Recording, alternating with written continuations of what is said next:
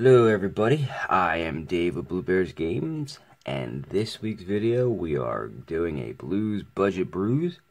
The commander is Ulrich, the Krallenhorde. I have done one of these before, but it sold. So with that being said, I had to go ahead and make another one, and this one's a little different from the previous version, not too far off, just because, availability of the cards that were in the previous one are not, I don't have them anymore. So I had to do a little bit of changing to it. So, with that being said, if you don't know who Ulrich is, he is 1 green, 1 red, 3 colorless. He's a 4/4 legendary human werewolf. And he has, whenever this creature enters the battlefield or transforms into Ulrich of Krallenhorde, target creature gets +4/+4 until end of turn. And at the beginning of each upkeep, if no spells were cast this turn, transform Ulrich of the Krallenhorde. And then I will show you what the other side says. He turns into Ulrich, uncontested alpha. And he becomes a 6/6. And whenever this creature transforms into Ulrich, uncontested alpha, you may have it fight target non-werewolf creature you don't control. And then at the beginning of each upkeep, if a player casts 2 or more spells last turn, transform them back to... So, with that being said, you can tell what the direction of this deck is going to be. This is Werewolves. With Werewolves comes the ability of Transform. So whenever I say Transform on a card, because that's going to save a lot of time, what that means is what this thing says here, is if no player casts a spell during last turn, transform it. And then while it's on the other side, if a player casts 2 spells, transform it again. So, anytime I say it transforms, that's what it means, because otherwise I'll be saying that phrase 17,000 times in the next 20 minutes. So, that is our commander for this version of Werewolves. It's green-red. So, with that being said, we'll go into the lands, and I'm going to zoom out because I'm going to hold these cards instead of displaying them. So, typical green-red, so it's going to have as many of the comes into play tap dual lands, because we're on the budget version, as I can get my hands on. We start off with Temple of Abandon. Again, it comes into play tapped like all the dual lands in this deck will. This one, you can scry one when you do. The Gruul Guildgate, there's nothing special about it other than it's a dual land. Kazanda Refuge, this one, when it enters the battlefield, you gain a life, so at least there's a little bit of a upside to that one. Rugged Highland, same thing, you gain a life when it comes into play, and again, it taps for green-red. Shifting Oasis, I was able to find in my older stuff. There are many iterations of the comes into play tap dual lands. I just don't have them all just because they're so old. This one just happened to have, so I went ahead and put it in there. Timber Gorge, no special abilities other than taps for 2. So, again, that's all the dual land styles type of cards. Then I have a Terramorphic Expanse and an Evolving Wilds, so that you can thin your deck out while you're playing. A Rogue's Passage, I usually put this in every budget commander deck, that at least the commander can do some damage, unless it's like, I didn't put it in Tatiova because, well, that doesn't matter. So I put Rogue's Passage in the ones that matter, and this is one of them that does, because he's a 6/6 when he's transformed, so that's kind of a big commander. Desert of the Indomitable and Desert of the Fervent, so that you can cycle them away so you can draw another card. And then the rest is basics. I think it's 12 forests and 12 mountains. I do have the deck list, the clickable deck list, so you can see what each card is. In the description, it brings you over to MTG Goldfish, which will show you everything that you need to see on the deck. Alright, next section, I always go through this in a specific order. This one is the ramp section. Since we're in green, we have a good amount of ramp, so we go Rampant Growth, which is 2 to cast, and you can search your library for a basic land and put it into play tapped, so that's always nice. Grow from the Ashes is a nice one too. It's 1 green, 2 generic, with a kicker of 2. And you can search your library for a basic land card, put it on the battlefield, then shuffle your library. And if it was kicked, instead you can search for 2 basic lands and put them onto the battlefield. So even more thinning, more ramp. Beneath the Sands, 1 green, 2 generic, search for a basic land card, put it on the battlefield tapped, and you can cycle this away if you already have enough land and you want to just draw a card. Journey of Discovery, 1 green, 2 generic. You can choose one of the following. It's search your library for up to 2 basic land cards, reveal them and put them in your hand. Or you can play up to 2 additional lands this turn. And the good part about this one is if it's later in the game, you can actually do both by entwining it so that you can actually thin 2 cards out. Untamed Wilds, again, 3 to cast. It's 1 green, 2 generic as well. Search the library for any 1 basic land and put it into play, and then shuffle afterwards. And Seek the Horizons. So this one's a little different. It's 1 green, 3 generic. Search for up to 3 basic land cards, reveal them, and put them into your hand. So it makes your hand get a little bit bigger too. So that's the ramp. I think it's like 7. 1, 2, 3, 4, 5. It's 6 ramp cards. That way you can you don't need to worry about mana rocks for something like that. So we are Werewolf Tribal for this deck, and if you can't tell, the last deck had less creatures in it that I built for Ulrich. This one has more. The person who bought it said it needed more because they tested it and they played it and played it. They liked it, but they said they added more creatures and took away some of the other stuff. Especially with the power level he was playing at. These are not meant to be super competitive. These are meant to be fun and for beginners. So he said he wanted more creatures. I decided to do that. So we start off with the first thing. Now remember, this is a wolf-werewolf deck, so not every creature is going to be a werewolf. Most are, some aren't, and werewolves and wolves do have the exact same benefits in this deck, other than the transform.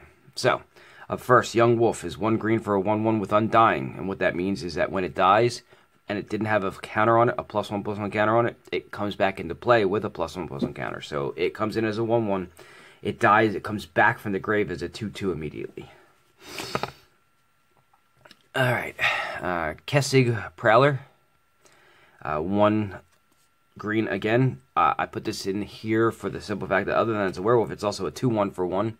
That's great value, especially in budget. And it has green and 4 generic. You can transform it. And it transforms into Sinuous Predator. It can't be blocked by more than 1 creature. Then we have Gastoff Shepherd, 1 green, a generic for a 2/2, and it has the transform ability, and it transforms into a 3/3 with Intimidate. And Intimidate, for those that don't know, is it can't be blocked except by artifact creatures or creatures of the same color. And again, it has the transform on it. Hinterland Logger, 2 to cast, 2/1 with the transform, and it turns into a 4/2 Trampler.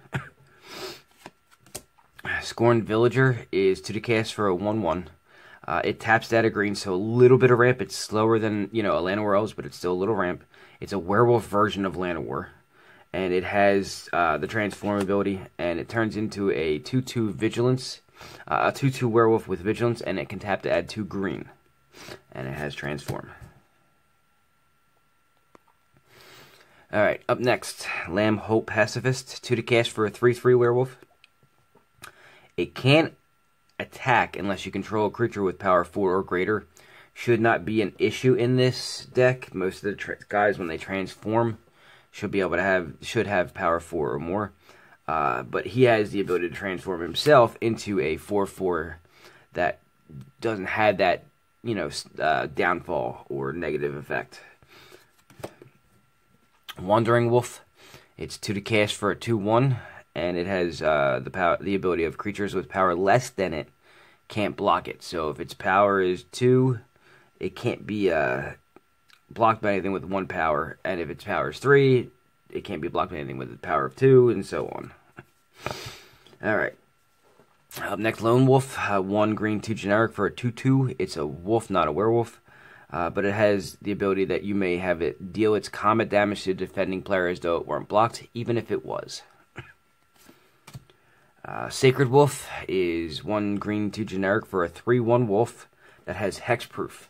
So I did include this in the last version. The last version was more, I think it had more equipment style effects in it. So if you wanted to go like quote unquote Voltron or hexproof aura style, you could have. It didn't. The person who purchased it didn't say that ever came up. So, it's just for the hexproof, it has its own built-in protection. Next is Arlen's Wolf. It's 1 green, 2 generic for a 2/2, and it can't be blocked by creatures with power 2 or less. Hermit of the Natternolls. 1 green, 2 generic for a 2/3. Whenever an opponent casts a spell during your turn, you draw a card, and it has Transform. This is anti-blue technically, but it's really anti-instant. For your turn only, and it transforms into Lone Wolf of the Natternolls, and it's a 3/5 that says whenever an opponent casts a spell during your turn, draw 2 cards instead of 1. And again, it has the Transform.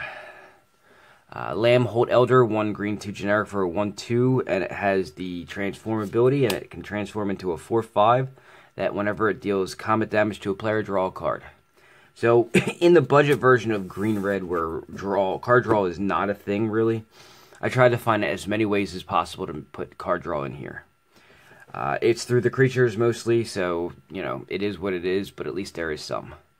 Next is Rotwolf. It's a 3 to cast, 2/2, and it has Infect, and whenever a creature dealt damage by a Rotwolf with this turn is put into a graveyard, basically, if it would die, you may draw a card. So, again, more card draw. Shrill Howler, 3 to cast, 3/1. Creatures with power less than Shrill Howler's power can't block it, and you can actually choose to transform it for 6. And it transforms into Howling Chorus, and it's a 3/5 with the same ability, I believe. It's creatures with power less than it can't block it. And the other ability is, instead of being the transform ability, its second ability here is, whenever Howling Chorus deals combat damage to a player, you can put a 3/2 colorless Eldrazi horror creature token onto the battlefield. So, they've shortened that to, whenever it deals combat damage to a player, create a 3/2 colorless Eldrazi horror token. Villagers of Estwald, 3 to cast, 2/3 with the transform ability, and it turns into a 4/6. It's about the most generic thing you're going to find in here as far as, like, when I say generic, like a vanilla 2/2, because none of them, they all have an ability, so they all get bigger in some way. Up next, Wolfier Avenger, 2 green, 1 for a 3/3. It's a wolf itself, and it has Flash, which means it can be cast anytime you can cast an instant, and it regenerates for 2. Solitary Hunter is 4 to cast, 3/4 with the transform ability, and it transforms into a 5/6. Again, this is on the more generic vanilla creature ability.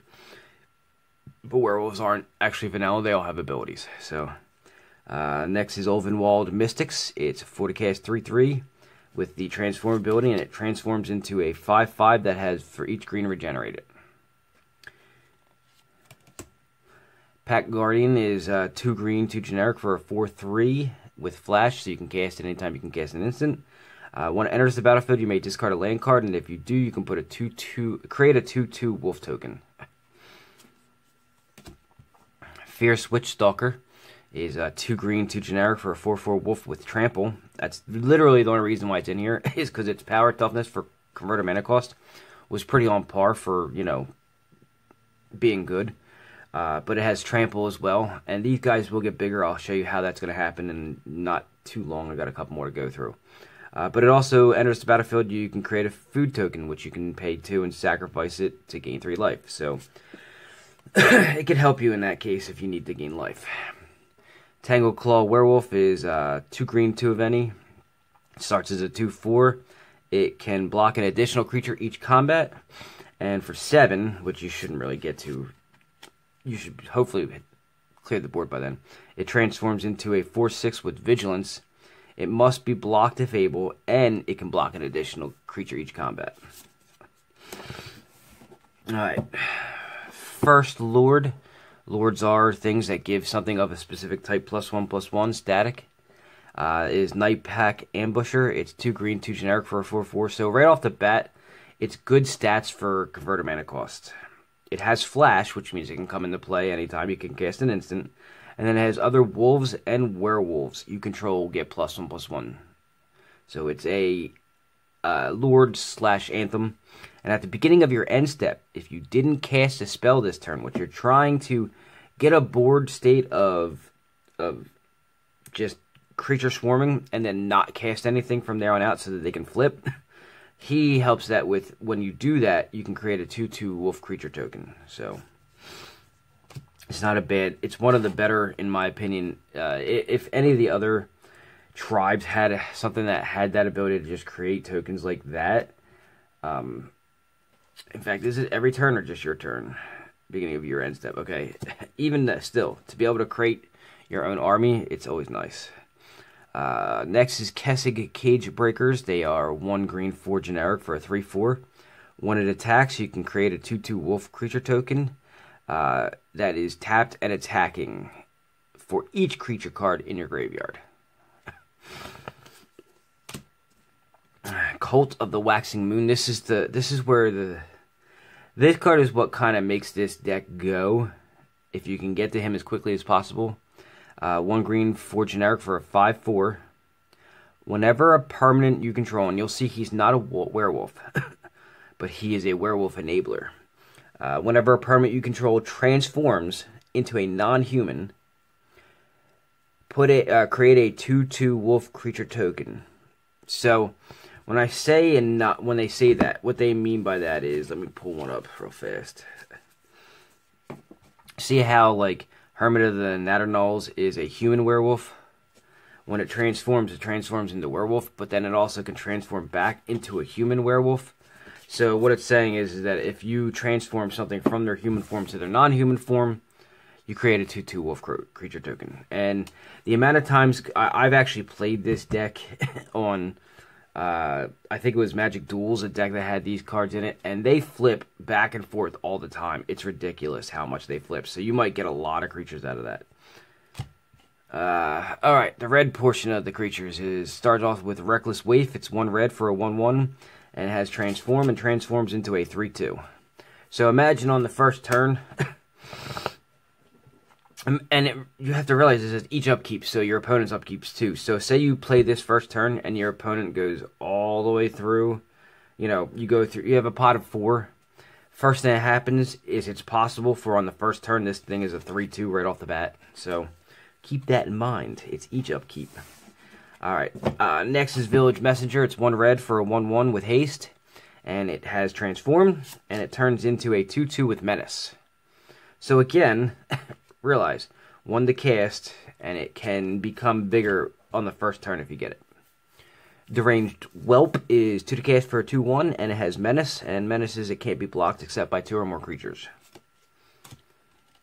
Kessig Forge Master is 2 to cast for a 2/1. When it blocks or becomes blocked by a creature, it deals 1 damage to that creature. So it can actually kill something blocking it before it deals its damage to it. And it can transform as well. And it turns into Flameheart Werewolf, which is a 3/2. And whenever it blocks or becomes blocked by a creature, it deals 2 damage to that creature. So on the flip side of that, with the blocking, you can actually block something on both sides. On this side, it does 1 damage. On this side, it does 2. So you can actually kill something attacking before it deals its damage to him. Alright, up next, Village Ironsmith. It's 2 to cast for a 1/1 with First Strike, and it transforms into a 3/1 with First Strike. Brazen Wolves. It is 3 to cast for a 2/3, and when it attacks, it gets +2/+0 until end of turn. So, as a blocker, it's a 2/3. As an attacker, it's a 4/3.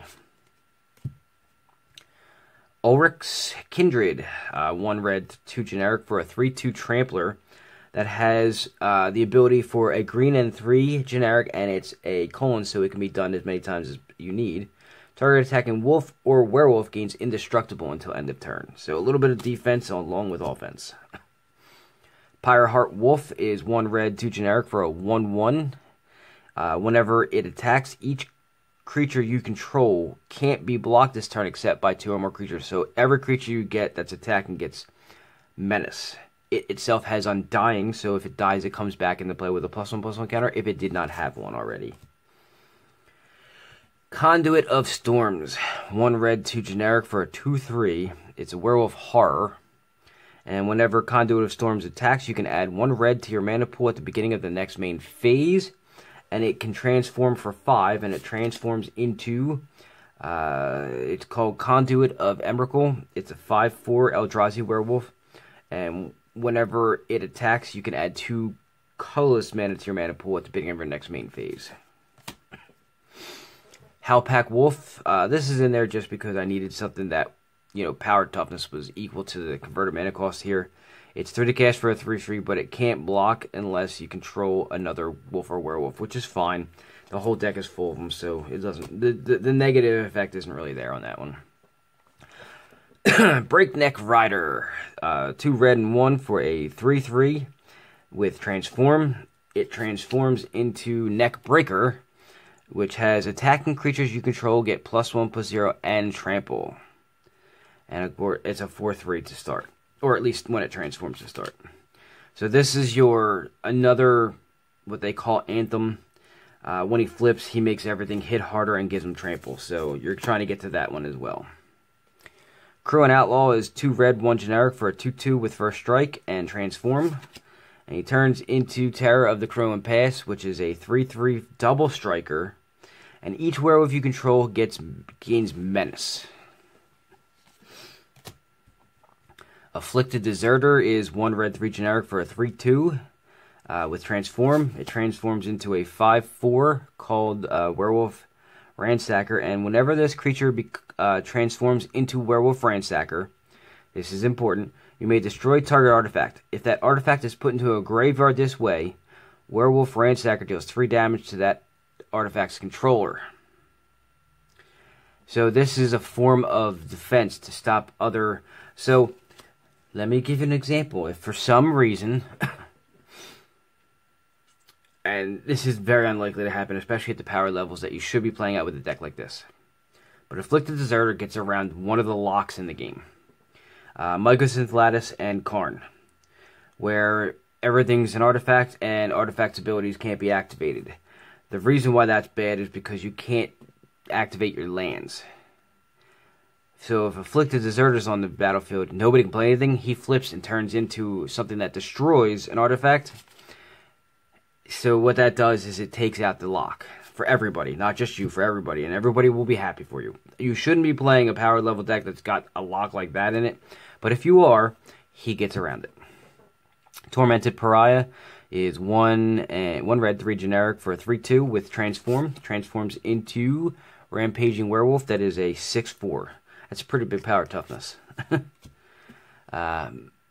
Mondronin Shaman is 1 red, 3 generic for a 3/2. Has transformed. This is a rare because it turns into the Tovalar's Mage Hunter.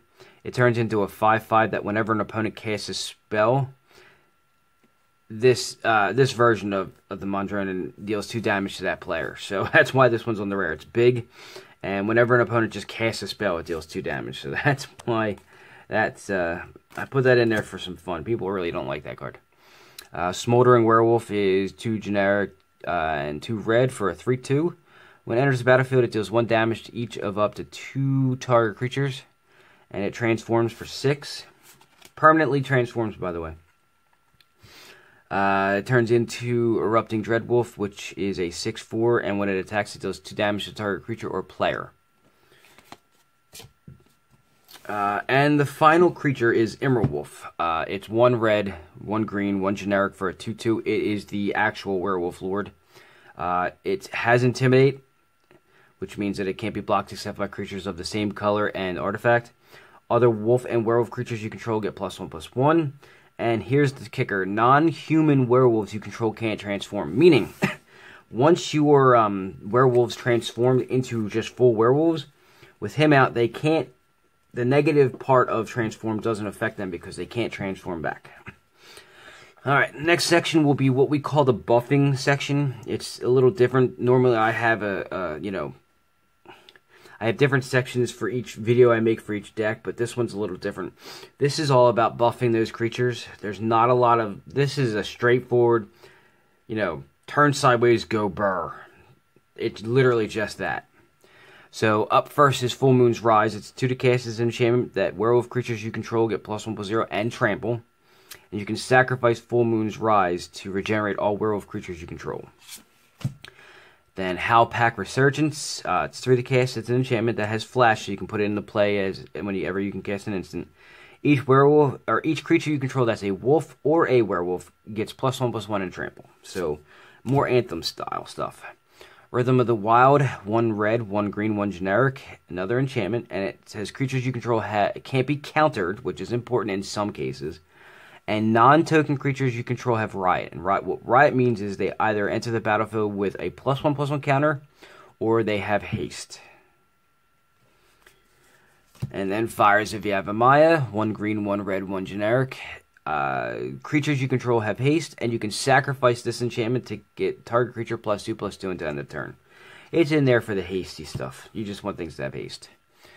More buffing comes from Overcome. It's 2 green, 3 generic. Creatures you control get +2/+2 and trample until end of turn. It's kind of like your finisher if you want to kill somebody off. Same thing with Overrun. It's 3 green and 2 generic, and all creatures get +3/+3 and trample. You're just trying to close out the game with them. This card is actually a buff mostly for your commander, but it's a buff and it's a protection. So it's Mask of Avacyn, it's 2 to cast, it's an artifact, it's an equipment. It equips for 3, and it gives the equipped creature +1/+2 and hexproof so that it can't be targeted by your opponent. And Ronus's Monument. It's 3 to cast, it's a legendary artifact itself. Green creature spells you cast cost 1 less to cast. It's always a bonus. And then whenever you cast a creature spell, target creature you control gets +2/+2 and trample until end of turn. So it's a buffer. It's a mana reduction. You know, it's a cost reducer. It's a couple things. You know, it slices, it dices, it julienne's fries. Next section. This is it's the I've combined the sections of a couple things in one for the end of the deck. This is the last part of the deck. It does utility, it does some defense, it does, this section is a couple things. So up first is Broken Bond. It's 2 to cast, it's a sorcery, you can destroy an artifact or enchantment, and you can put a land into play from your hand. Return to Nature. I like this better than the green disenchant. It's the same cost, it's the same speed, it's an instant, and it can do an additional thing. So I don't know why anybody would not play this. It destroys either an artifact, an enchantment, or exiles a card from a graveyard. It's got a lot of... It's modal is what they call it. Moonlight Hunt. 2 to cast. Instant. Choose target creature you don't control. Each creature you control that's a wolf or a werewolf deals damage equal to its power to that creature. So it kind of mows one creature down. Moon Mist is 2 to cast. Instant. Transform all humans. So any creature that has transform that's a human flips. All combat damage dealt to this turn by creatures other than werewolves wolves will be prevented. So it's a fog, and it helps flip your guys. Only the ones that can flip. By the way, that's important. Not wolves that aren't human can't transform into nothing. Mantle of the Wolf, 1 green, 3 generic. It's an enchantment, and it's the enchanted creature. It's +4/+4. And when Mantle of the Wolf is put into a graveyard from the battlefield, you can create 2 green, basically create 2 wolf creature tokens. It's almost the same thing as Raised by Wolves.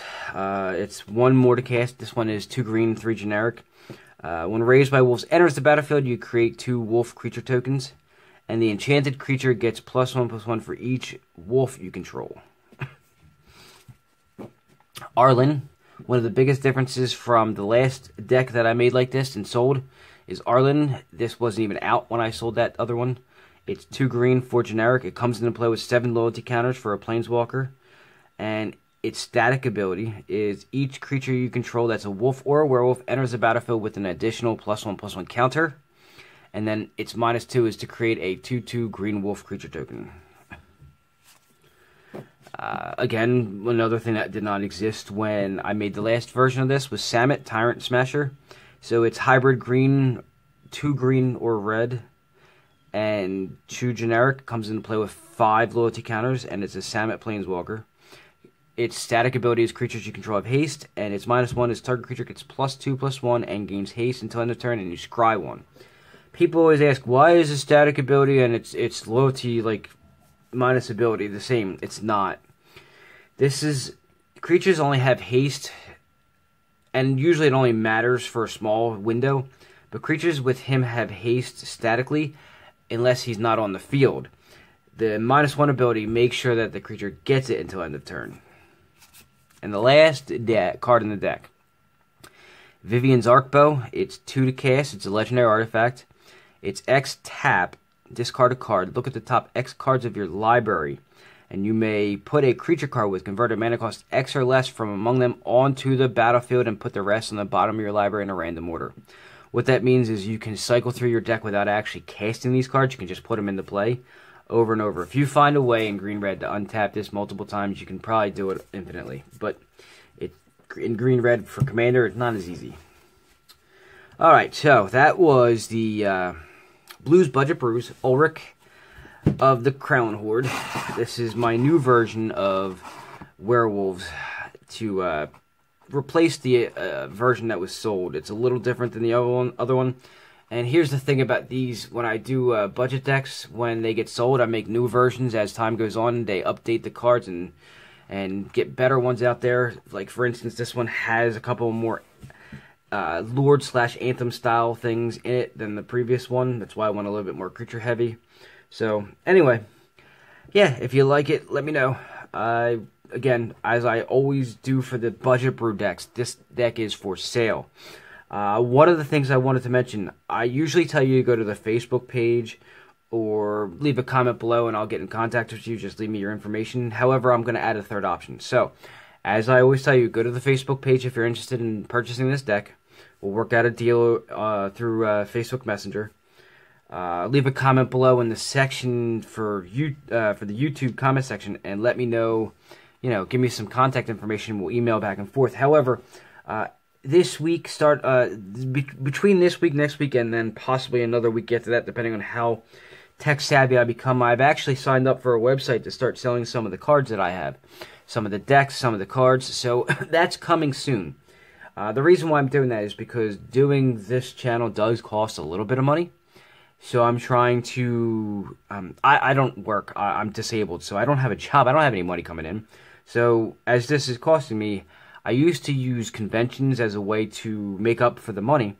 But with the pandemic, I can't do that anymore. So I need to find other avenues to go ahead and create revenue to basically, I guess, support the whole channel. So with that being said, I mean, I'm not against asking for donations, but I don't want to go that route.